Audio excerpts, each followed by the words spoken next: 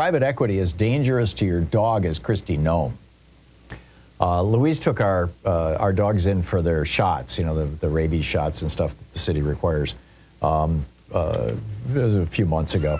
And there was this little dog running around the vet clinic like he owned the place, you know, cute little dog.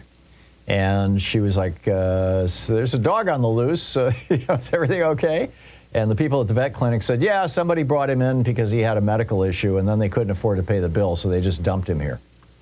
And so we're trying to find a home for him. But this I can't afford to pay the vet bill thing is becoming a big thing in the United States and has been over the last 3 years. You know, vet bills are just going up exponentially, and nobody's really certain why. Well, it turns out that there's a very simple reason why. 2020 was the year that private equity companies, these giant private equity companies, started buying up veterinary clinics and, you know, squeezing them dry. The revenue model for private equity is pretty straightforward. You know, it's actually, I'll just read you an example. This is from the New York Times, Brendan Ballou writing in the New York Times. It's actually an excerpt from the introduction to a book that he wrote, but which I'll get to in a moment. But he says, consider the case of the Carlyle Group and the nursing home chain HCR Manor Care. In 2007, Carlyle, a private equity firm now with $373 billion in assets under management, bought HCR Manor Care for a little over $6 billion, most of which was borrowed money that Manor Care, not Carlyle, would have to pay back. As the new owner, Carlyle sold nearly all of Manor Care's real estate and quickly recovered its initial investment.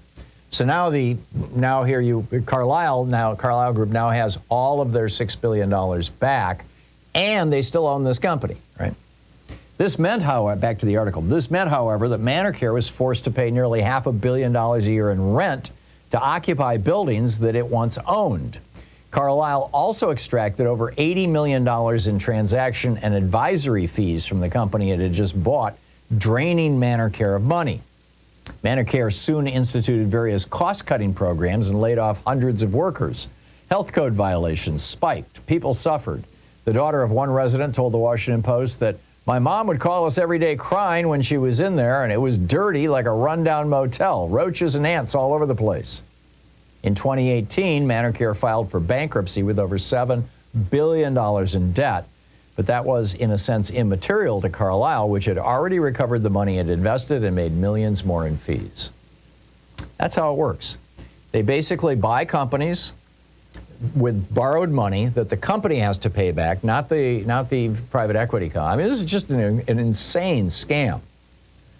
And the company now has to pay back the money, and the private equity group ends up, you know, owning the assets. I saw this up close and personal when Mitt Romney's Bain Capital bought out Clear Channel. I was broadcasting my show. In fact, Sean was producing it out of KPOJ studios here in Portland. And in fact, that was one of 54 radio stations around the country that was leased by Air America from Clear Channel. So Mitt Romney's company, Bain Capital, comes in and buys Clear Channel, and then immediately loads the company up with debt so that Clear Channel could give back to Bain Capital the cost of buying the company. And then on top of that, they start saying, okay, Clear Channel, now you've got to pay back the debt that, you know, this loan, the money from which was just given to Bain Capital, to Mitt Romney. And so Clear Channel, you know, we had, I'm guessing there were 30 some odd people working in that five-station pod. Would you say that's probably about right, Sean? And there were about a dozen people working in the newsroom, more or less. And, you know, within a year, as I recall, of the time that Bain bought Clear Channel, 3/4 of those people were fired or laid off. They were just gone. The newsroom was down to just a couple of people. It was just a skeleton crew.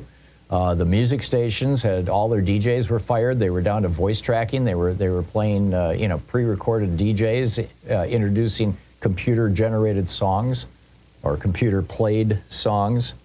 And I mean, it was just, you know, and finally Clear Channel buckled under the debt load. They reinvented themselves as iHeartMedia. That didn't work, so then they declared a $10 billion bankruptcy. Mitt Romney put millions into his money bin while shutting down Air America stations just in time for the 2016 election that he was running in. And, you know, it's not just radio stations. Private equity is doing this to mobile home parks. They're doing it to healthcare in our prisons. They're doing it to hospital emergency rooms. They're doing it with apartment buildings. They're doing it with single-family homes. And now they're doing it with veterinary offices. And the consequences can be deadly. I mean, one study estimates that over 20,000 premature deaths happened because private equity was buying up nursing homes and, you know, cutting care and facility upkeep. Now, how does this happen? How is it even legal that all this happens? Well, it all goes back to 5 corrupt Republicans on the U.S. Supreme Court legalizing political bribery. So the private equity barons have basically written their own legislation. And they give that legislation to Republicans. Republicans pass it through Congress. The industry was birthed in the 1980s when Ronald Reagan essentially deregulated the investment and banking industries. And then, you know, as I said, they bought legislation. They even got their own tax code. This thing called carried interest, the carried interest loophole, pretty much only applies to private equity companies. So if you're a private equity guy, you know, like Steve Schwartzman, who took about $800 million in compensation last year and $1.2 billion the year before that, you know, you're paying bupkis in federal taxes. You're paying virtually nothing. Whereas, you know, your average lawyer or doctor, you know, professional is making a couple $100,000 a year. They're paying 40%. It's nuts. Mr. Ballou, who wrote this book, Plunder, Private Equity's Plan to Pillage America, writes, consider the following. Now, these are all the companies that private equity bought up and then just basically sucked dry and killed. J. Crew, Neiman Marcus, Toys R Us, Sears, 24 Hour Fitness, Aeropostale, American Apparel, Brookstone, Charlotte Russ, Claire's David's Bridal, Deadspin, Fairway, Gymboree, Hertz, KB Toys, Linen and Things, Mervyn's, Mattress Firm, Musicland, Nine West, Payless Shoe Source, Radio Shack, Shopco, Sports Authority, Rockport, True Religion, and Wix Furniture. He says the list goes on. All these companies went bankrupt after private equity firms bought them. Some were restructured, often by firing workers or abandoning retirees' pension obligations. Many simply no longer exist.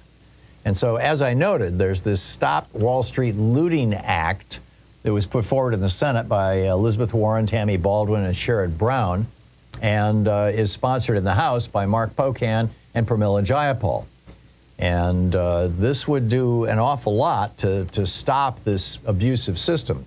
Right now, according to some reports, some studies, about 1 out of 5, 1/5, 20% of the entire American economy is now controlled by private equity, which is breathtaking when you consider it. Remember that old Dr. West's Medicine show back in 1966, that old song, "You better watch out for the eggplant that ate Chicago"? You know, they say if he's still hungry, he may eat your city too. If he gets hungry, the whole damn country's doomed.